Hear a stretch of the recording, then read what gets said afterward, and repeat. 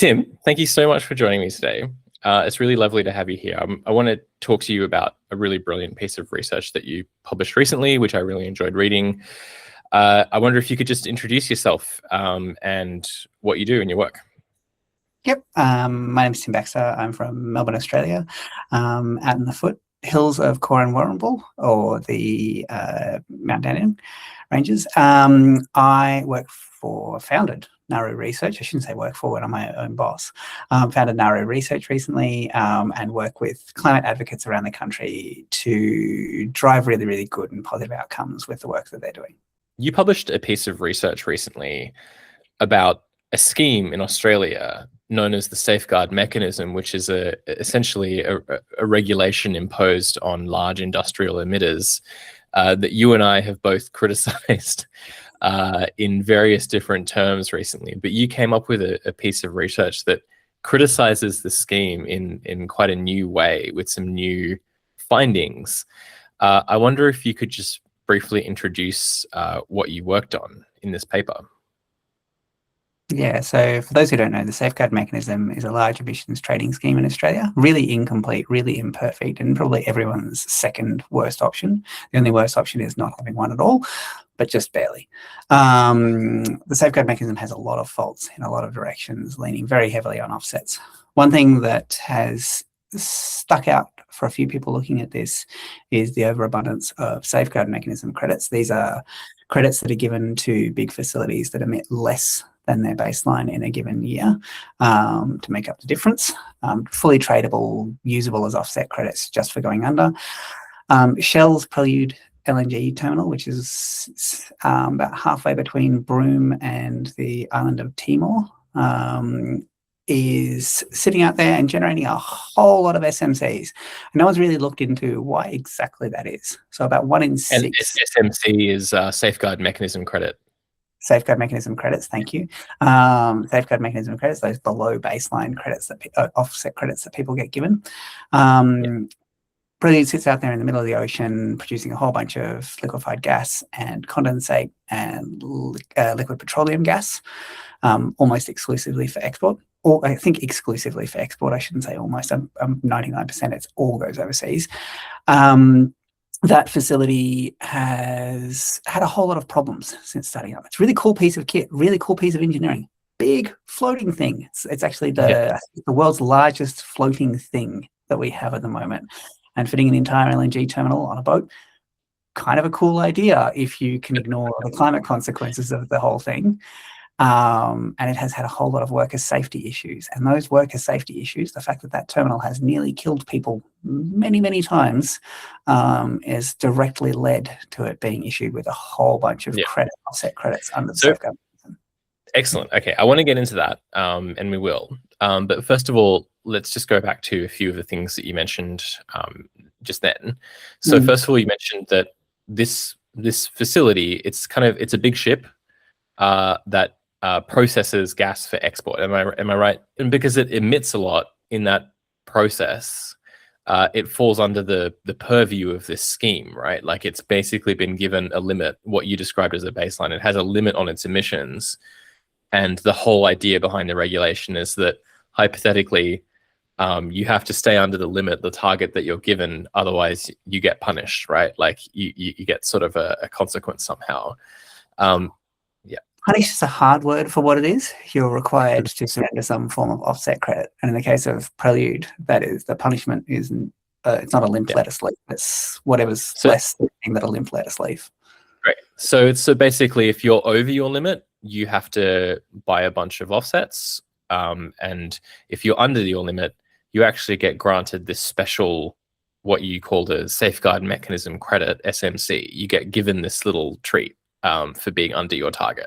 So you basically get to transfer your allowances from 1 year to the next year to the next year, but you can also sell them to others.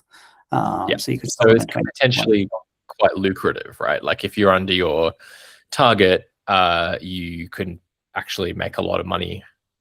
Yeah, and even just the avoided future costs is pretty huge. So you can millions or tens of millions or potentially hundreds of millions worth of dollars in these, depending on how you swing it. So this boat, this gas processing, just giant, beautiful gas processing boat has been given a target, and you were saying that it experienced some issues, right? Like some worker safety issues. Can you just briefly describe what those issues were? Sure. So the terminal started up in production in 2019, mid 2019. Pretty soon afterwards, it had a couple of pretty significant worker safety issues. One of which I think might have involved someone drilling in the wrong spot. So some of them are like training, and then others are genuine problems with the infrastructure. It had two major incidents through 2019, which forced the offshore regulator, who regulates safety at our offshore petroleum industry, to go on board and start investigating. And while the investigators were on board, they had a third major safety incident while the people were still looking around from the second incident. And basically the offshore regulator stepped in and said, that's it. We're giving you, here is your laundry list of things that you must fix before you can continue to operate. And that was a long list, and it took a while to serve. And so like the terminal was shut down for 11 months after that. Then it came back online. Workers went on strike, which caused more shutdowns. I'm not sure about the order of these actually off the top of my head. Then it had another incident where it caught fire. LNG terminals, not a good thing to catch fire. Then it had another incident where it caught fire again. And all of this meant that with the facility stopping and starting and stopping and starting and stopping and starting, it was releasing a huge amount of emissions and not actually producing very much. So in its first year of operations, it released, I think it's about 2 million tons worth of greenhouse gas. So roughly equivalent to a domestic airline, an Australian domestic airline, Virgin Australia, in terms of its emissions. And it produced just one tanker load of liquefied gas for that entire year that got sent overseas. So the safeguard mechanism is an emissions intensity scheme. And for Prelude, that really matters, because the whole conceit of making a boat into an LNG terminal means that you're producing LNG in a really emissions intensive way. You're producing a lot of greenhouse gas for every amount of product that you're creating. But because of all of these safety issues that were happening at Prelude, and the startup and shutdown and startup and shutdown, it meant that their emissions intensity was sky high, even by the standards of a terminal that's producing really inefficiently in that regard. And that matters for the settings for the safeguard mechanism, because at the moment, everyone's emissions intensity is based on your historical emissions intensity. And for Prelude, history is a fucking nightmare.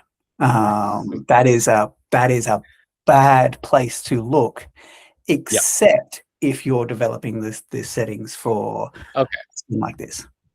So basically, these facilities and the safeguard mechanism, they have a target, and they're given this target based on what happened in recent history to kind of go like, okay, well, we don't want to give everyone like the same target. That wouldn't make sense because all the facilities are different. So they're kind of customized to each facility. It just so happens that this massive facility, which is one of the highest emitters in the safeguard mechanism, that target was set on a very unrepresentative time period where they just had a ridiculously high level of emissions per unit of production. Yeah, and that's between now and 2030. In 2030, we'll move off these historical variables, but for now, until then, we're working with this setting. Okay, it's a long time till 2030. And it's and like Prelude's emissions are really, really, really high. It's a long time until those emissions start coming down towards the point where it will be more representative of the industry as a whole. And that means that they're getting a lot of credit in that time. Yeah, because I was poking around, as you know, I was poking around in the, every year there's like a release of data on safeguard mechanism, and I saw Prelude in there, and I was like, gosh, their like their target must have been very high, because they were granted a lot of these safeguard mechanism credits. And my first thought was like, I wonder, maybe they were below their target because, you know, their production went up, but they managed to keep a lid on their emissions. So maybe under the logic of the scheme, maybe they kind of deserve it.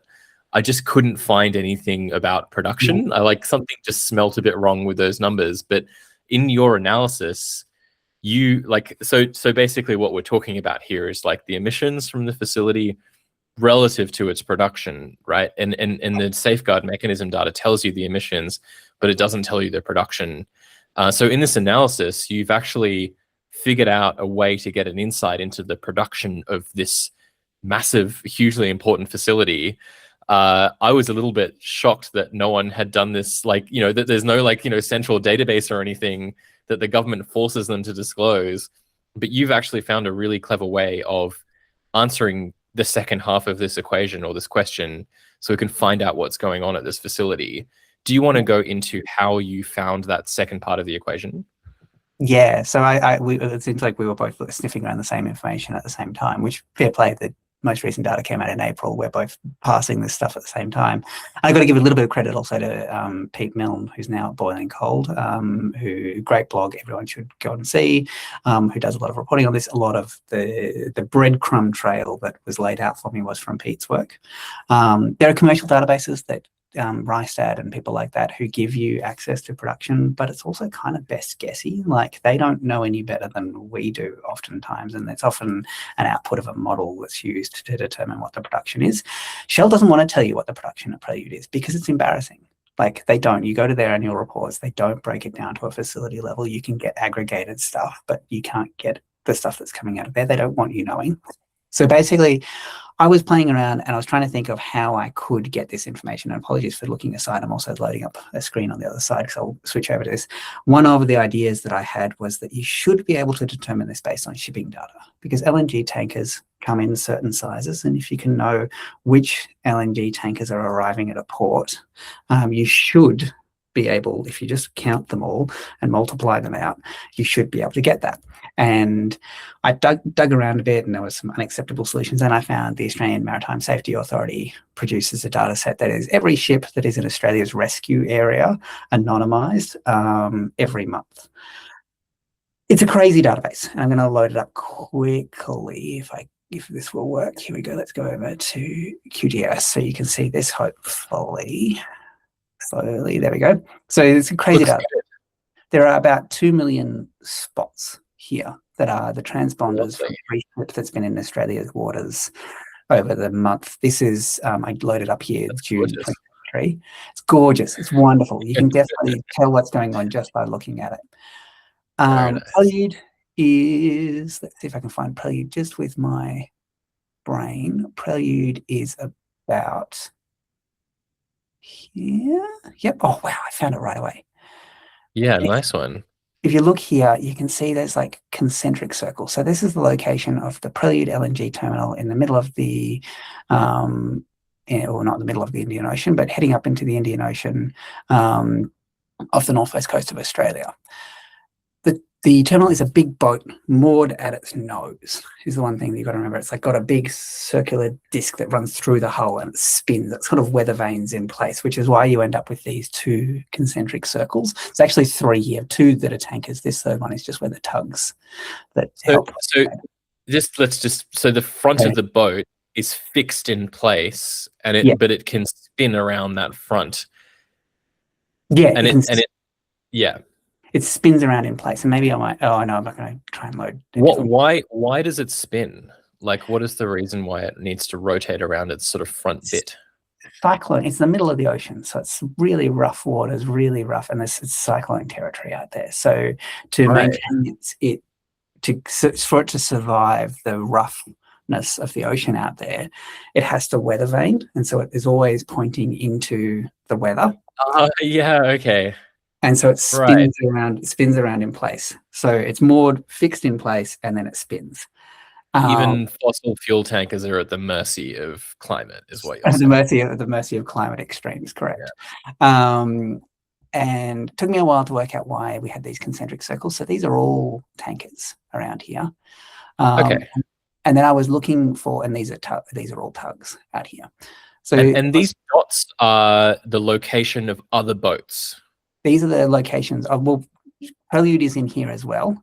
So Prelude itself, this is the location, specifically the location of its transponder.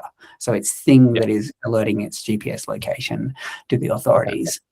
Okay. So Prelude takes up most of this length. It's as it's turning around.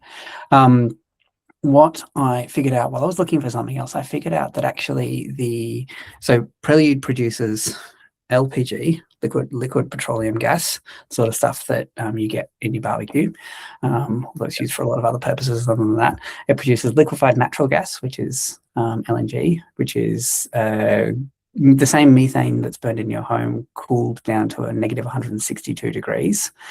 And it produces condensate, which is a bunch of really light hydrocarbons that are in liquid form that get taken off in oil tankers to be used for different purposes. One of my big problems was all of this data is anonymous. So you get the length of the craft and you get the width of the craft, but you don't get what it is. And it doesn't give you the identifying information at all. One of the things that I realized while looking for something else, though, is that on the position on the tanker, the LNG and LPG arm and the condensate arm are in two different locations on the boat, fore and aft. So what you can do is these two circles. The pink one here is the location of anything that's in this circle is either the transponder of Prelude itself, which these ones around the outside are, or LNG or LPG. And here, they're oil. And why do you care about the difference between LNG and condensate? Why is that important to you? Because I want to know what their production is really, because I'm that kind of nerd that I want to know that I've got this right, basically. I want to know that I've got this completely right.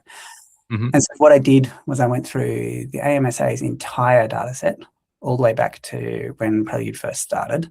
So here you've got red dots, either LNG or LPG, and purple dots are the Prelude terminal transponder itself, and then red dots around here are condensate. And from this, I managed to produce a CSV that shows, okay, on this date, a craft arrived for this amount of time and sat attached to Prelude for this amount of time, and I think it's LNG or LPG. And then from that, I managed to get there's a third-party source, really great data set, actually, that I plan to do some more stuff with, including with, hopefully, with my brother, who will be working on some stuff. Some people may know Anthony Baxter, who's prominent in his own space. My brother, hopefully, he and I will be working on something together around this, where we went and linked up with Global Fishing Watch's data, and they have an open data source that has huge information. And I just went, and they have the de-anonymized data. So I went, okay, on this date, there was something that looks like an LNG terminal here. Go to the Global Fishing Watch data. What was it? And so on and so forth for everything. So from that, managed to identify every craft that has ever visited Prelude that is the size of an LNG or an oil tanker.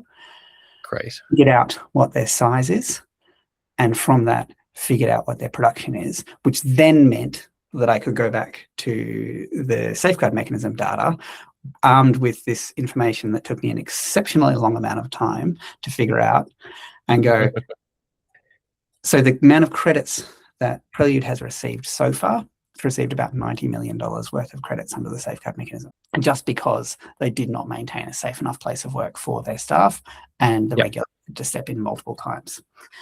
Then I managed to work out, okay, this is not an exception. This is not an issue that's in the past, because using Shell's own emissions forecasts for what's happening in the future, the production data that I know they've had in history, I could then figure out, okay, they're actually they haven't just got this $95 million that they've had so far. They're actually going to end up getting about $200 million total by the time that they stop earning, because they are so much higher than the emissions intensity of everyone else, about 4 or 5 times higher. Like, Australia's LNG industry is not clean. They are not responsible, good citizens who are running an efficient shop across the board.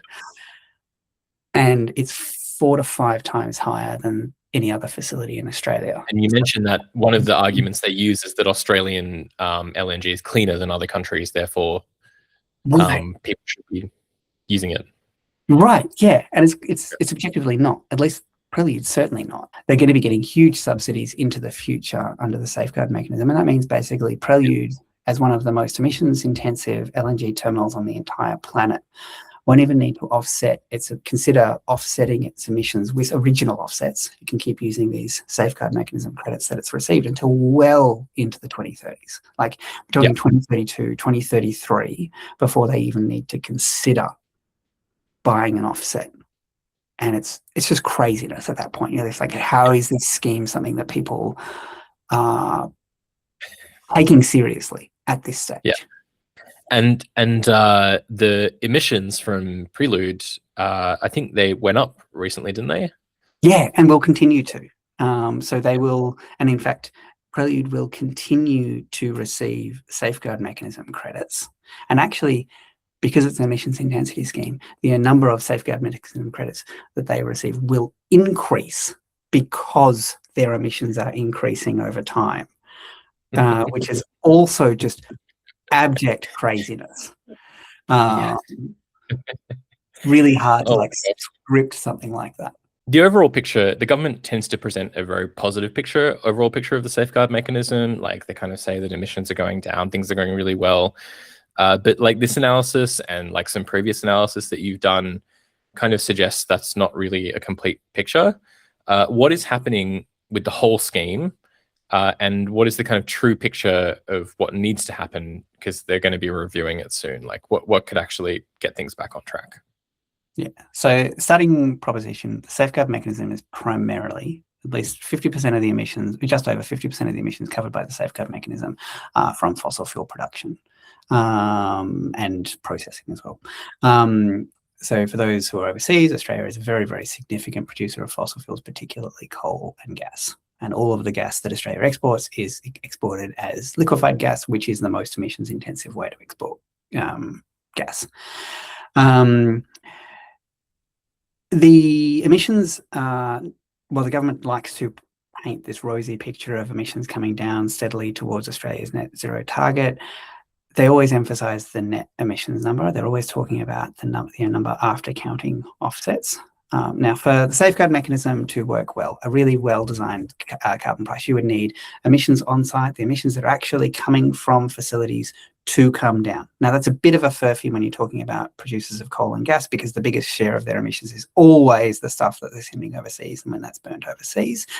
But even if we ignore that for a second and just focus on the emissions in Australia, we would need to see emissions from the facilities themselves coming down, and then people surrendering maybe a small residuary of offsets for the last little bit. What we're seeing in the safeguard mechanism data is that everybody is going offsets first and pretty much offsets only, which is why the government focuses on the net emissions number, because it looks good when you say everybody has surrendered exactly as many offset units as they need. Doesn't look so good when you start going, actually, is anybody reducing their emissions? So if you look at safeguard mechanism has an arbitrary threshold that is like a fairly random number, but it is just the threshold that they use. It's supposed to cover large industrial emitters. They use the number of 100,000 tonnes per year for that. You don't need to know that number apart from me having mentioned it once, but it's just an arbitrary number. What that arbitrary number means is that each year, between years, facilities will exit and enter the scheme based on whether they've fallen below that number. And that tends to make the scheme, or at least in the most recent year, made the scheme look a lot better than it would have because there were more facilities exiting than entering. For example, Grosvenor coal mine up near Moranbah in Queensland exploded in June 2024. Just checking that. Yeah, June 2024. It was closed for the entire 2024-25 financial year. It's about 1.1 million tonnes per year. It exited the scheme. So if you look at the on-site emissions reduction, it's like, okay, that looks like an on-site emissions reduction, but it's just a facility leaving the scheme. Okay. So the scheme had some emissions reductions that were gross emissions reductions. So before you even consider any offsets, but they were not like systemic decarbonization. They were more circumstantial. Is that kind of what you're getting at? That's it. So there's a lot of these. So when you start to look at the data and you account for, okay, just for the facilities, even before you get to the point of just like counting emissions reductions on site, when you just look at the facilities that exited the scheme between the first year of the reform and entered the scheme afterwards, there's a big difference between those numbers. The exits by far outweigh the entrants. And so that makes it look like the scheme is reducing emissions. Compounded with the fact that people are surrendering offset units, makes it look like it's performing well. But in actual fact, what you're just getting is it's a clearinghouse for offsets.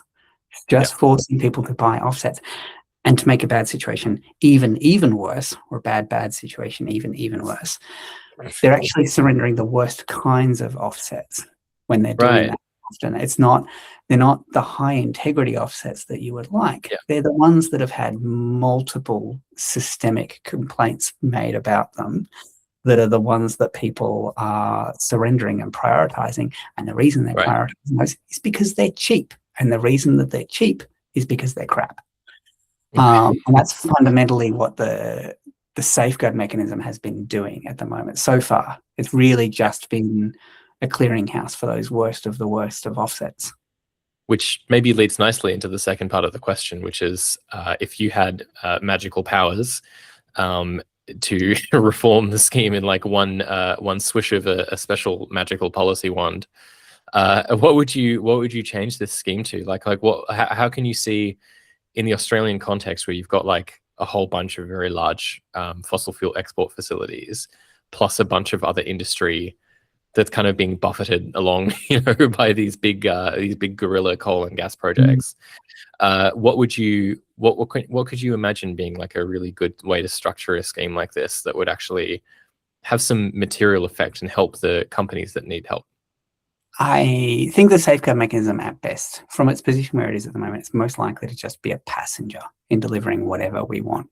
I don't think the safeguard mechanism is capable of being the good climate policy that Australia needs. So 50% of the emissions from the safeguard mechanism are from fossil fuel production and processing. Roughly 20% of Australia's emissions are from fossil fuel production and processing. So if you want to reduce Australia's emissions in a principled way, recognizing that that's only 90% of the total contribution of those fossil fuels when they're shipped overseas and burned wherever their destination is, fossil fuel phase out has to be number one. And there's no other way of getting around that. Australia is an enormous fossil fuel producer. That has to end for us to put some kind of safety rail around what's going to be happening with the climate over the course of the coming decades.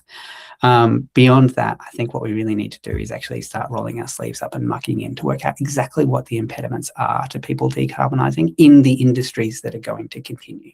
So I don't think there's much point in looking at coal and gas, but when it comes to iron ore and when it comes to your glass manufacturers and all of these people, particularly those ones that are difficult, we need to go and talk to those people and actually work out, okay, what is the impediment, and then design a scheme that actually fits the problem, rather than having this macro set and forget, here's our carbon price and everything else will sort itself out. Industry has shown that it's not able to do that well so far. And so we really need to take a different approach. And you see that with a lot of carbon prices. Like the carbon price can at best set kind of a meta strategy, set a direction at the top level, but then you really do need the regulators and the lawmakers and the rule makers to be getting in and going, what do we actually need to do to make sure these people are doing the things that they need to? Tim, thank you so much for explaining all this to me. I mean, just like, I'm just astonished. The Prelude story is actually really, really amazing to me. And you got some good media coverage of your fantastic report. So, we look forward to covering anything else that you, anything and everything that you publish on this, because this is really useful analysis. And I think it paints a picture of this scheme that has really fundamental issues that are not going to be resolved by kind of just slapping more complexity on top, because it feels like, from the story you told, it feels like the complexity is where all of this stuff likes to hide, right? Like it's sort of that's where they shove all these really sneaky loopholes. So yeah, I really hope that people can go to your website and check out the report. And yeah, thanks so much, and we'll I hope we can speak again and do another one of these soon. Have a good day.